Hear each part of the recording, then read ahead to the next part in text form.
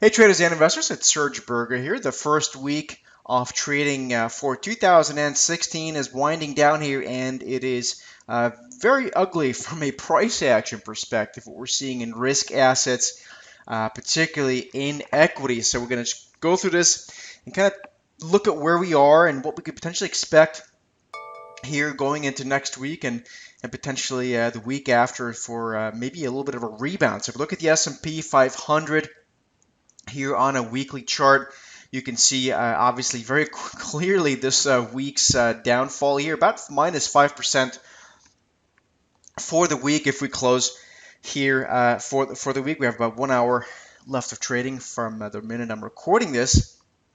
So we are getting back into sort of more lateral support here, and there might well be a potential that we first have to somehow retest this area down here in the 1880 to 1930-ish area before we can see a bit of a bounce. It's entirely possible, particularly if we close out here near the very lows of the week. There's entirely possible to think that we would come in next Monday or so and see a nasty down open or another down test before we see a potential move higher. And really, all this goes into what I continue to talk about, that you need follow through buying and before and after a bearish washout or a bearish capitulation. And we just haven't seen that quite yet. So anything that one does from here until this happens really is speculation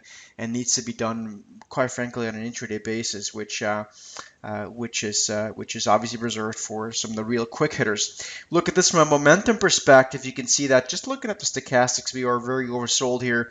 To the extent that we were back. That we last were, I should say, last August. And of course, that's not the only thing to look at, but indeed, that is where we are right now. So that's certainly something worth respecting. If you look at things like the Russell 2000, which looks absolutely hideous in the immediate term, I should say through a 3 to 9 month lens, you can see where we are coming into on the Russell 2000.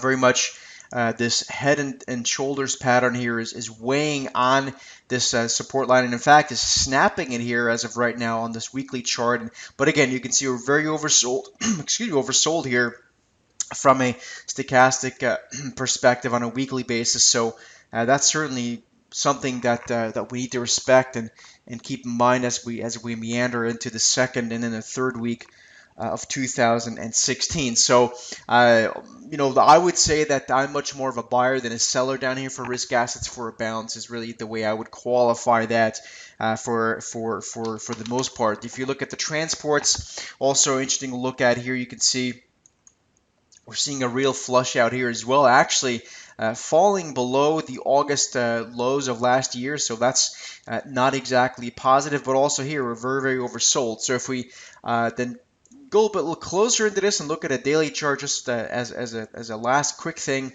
to look at, and we look at the S&P 500 again, just because it's a good risk on, risk off barometer. You can see that once we do get a bullish reversal here, and again, we need to see confirmation of that, and that's why I always talk about in my courses and for the clubhouse members as well. Once we see that, it's entirely possible that as a first upside target, we then get back into what had before acted as support. So maybe then support becomes resistance. I don't know exactly, right? But sort of move at least back towards the area here between 1990 and 2000 would sort of be the next move. And then depending how we act around there, we either will have to sell that rally or we let it consolidate and then get another push higher. So that's how things are looking right now. Again, very ugly first week of trading. What I've been saying to my audience around the world and to subscribers and then anyone else that listens to me is very much one that less is more this first week of trading. And there's really, if you did more than a couple things this week, you probably over traded. So it's a matter of staying patient, staying with the high probability trades, and really just waiting for a market that makes more sense to do something. And so I hope this makes sense, guys. As always, please subscribe to my channel, like the video. That's how I move up in the YouTube ranks. And I'll see you guys in the next video.